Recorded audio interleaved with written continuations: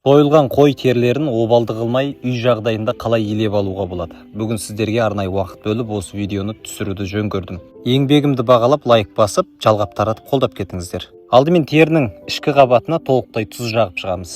Тұз бұл теріні сорғытып, шелін алуға өте жақсы көмектеседі. Көк шөбін үймелеп құрт тұшпауына да септігін тигізеді. Арада біраз уақыт өткеннен кейін терінің беті құрғап қата бастайды. Осы кезде біз өтпейтін пышақпенен осылай бетіндегі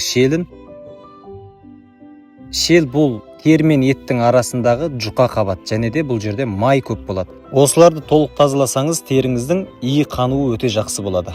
Ал енді бұл терілерден не істеуге болады, ақшаға жарамайды ғой деген кісілер қараңыздар.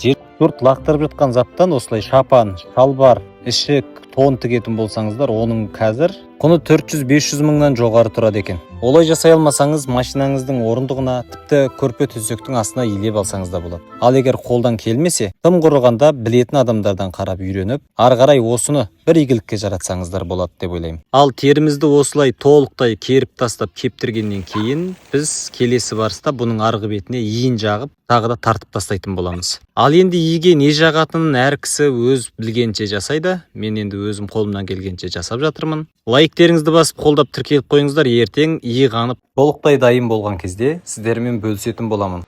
Бұл терилеу тәсілі сізге керек немесе керек емес болуы мүмкін. Алайда керек кісілерге жолдауды ұмытпаңыз. Парақшаға тіркеліп, келесі бөлімін асыға күтіңіздер.